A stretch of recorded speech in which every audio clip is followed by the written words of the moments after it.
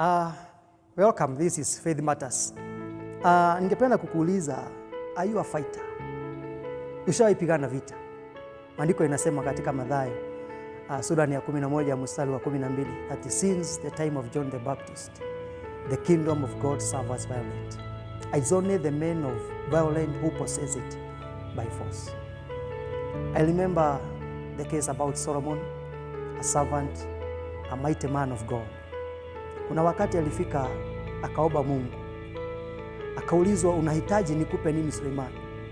Na maandiko ambayo ningependa ituongoze ni katika Mambo ya Nyakati wa Pili na sura ya 7 mstari wa 1.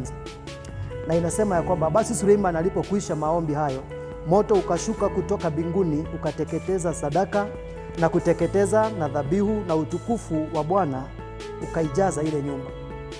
Ni mwanzo wa ushirika ambao Suleiman alikuwa nao pamoja na Mungu. Lakini katika tamati ya maisha kwake tunaona ya kwamba kuna pahali alifika akapoteza mwelekeo. And this is a year, na ningependa kukuuliza, are you ready to fight for whatever you are asking for?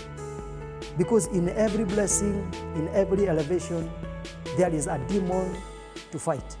Na siku nilikuwa ninajiuliza, how comes watu wanalala kanisani wakiomba?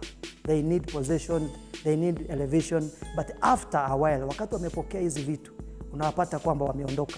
Sio kwamba walitamani kuondoka, but they never knew that in every blessing they possess in life, there is a demon to fight. Ndio maandiko inasema ya kwamba the kingdom is about war, and the men of war possess everything by force.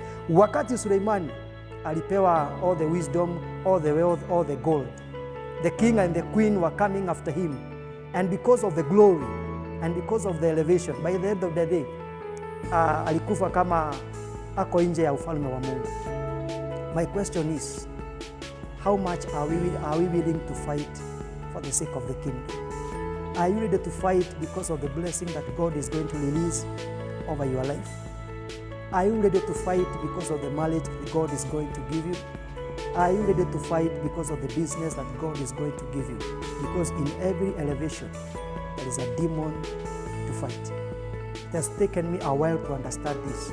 Lakini nikiona mtu anaeleza gari nzuri, mtu akiwa na familia nzuri, mtu akiwa na biashara nzuri, ninajua that in every blessings there is a hustle. Kwa hivyo nilikuwa nataka kusema in the year au katika mahali ambapo tulipo, simama vizuri, pigana vita za imani, because this is Faith Matters. And tuweke imani kwa Bwana and everything is going to be okay. Let us be blessed, tutembee pamoja katika imani.